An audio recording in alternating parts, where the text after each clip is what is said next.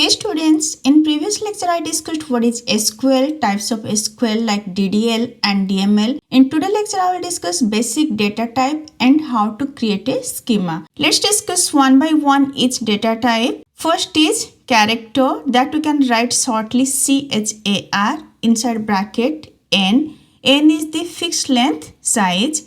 Next is VARCHAR, VARCHAR. Inside bracket we can write N. That stands for character varying. It is a variable length character. The difference between character and VARCHAR is character is fixed length whereas VARCHAR is variable length. Suppose size is 10 and you are writing any word of 3, then 7 space it will extra use in case of character, whereas in case of VARCHAR it will use 3 space. In case of character, if you are writing any character of less than n, also it will append that much space to make it n. But in case of VARCHAR, it can use any length that is less than or equals to n. It is a variable size. Next is int. Int stands for integer. Next is SMALLINT. It is for small integer. It is machine dependent. Numeric PD. P is the total size of the number and D is after decimal point how many number can be. Suppose 4, 1, that means there can be 3 before the decimal point and after decimal point 1, like 2, 3, 4.5. In case of 3, 1, we can write 44.5. Total size is 3 after decimal point 1. But 444.5 we cannot write because here total length is 4 and 0.32 that we cannot write. Next, real and double precision. These are the floating point and double precision floating number. Next is float n, that is a floating point number, and each type may include null value unless it is not specified. And the difference between character and VARCHAR is character is fixed length whereas VARCHAR is variable length. Next, basic schema definition that we can write by using the create command. Create table, and in table name we can write the relation name. Then we'll write each attribute and its data type followed by the constraint. For example, for creating the department table, or we can say department schema in the database, we'll write create table department. Then department name VARCHAR 20. This is the data type and size. Then building VARCHAR 15, budget numeric 12, 2. And primary key is department. This is our integrity constraint.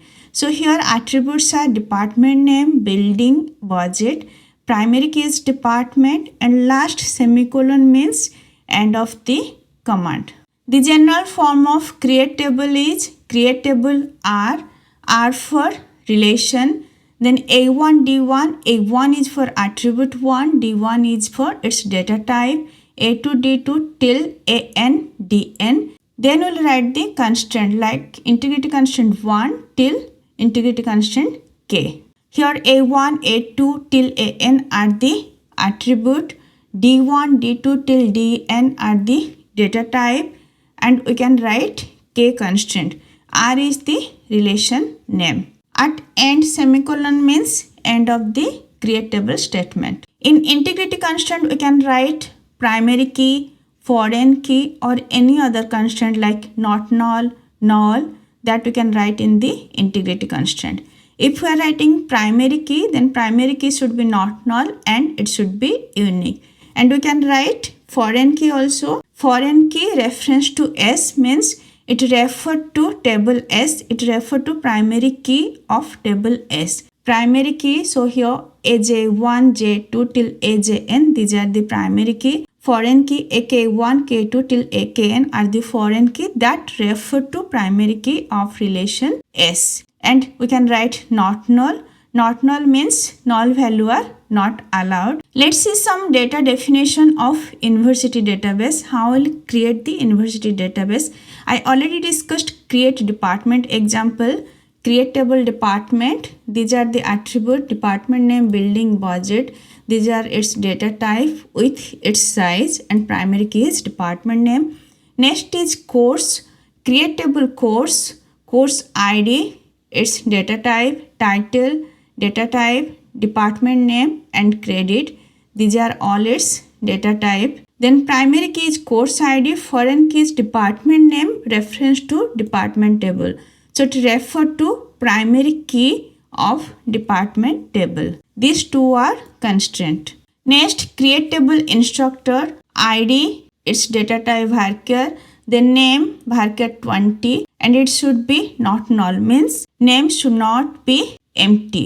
There should be some value in the name. Then department name VARCHAR 20, its data type, salary and its data type. So numeric 82 means total length will be 8 and after decimal point there should be 2 digit. ID is the primary key, so it should be not null and unique. Then foreign key, department name, reference to department table.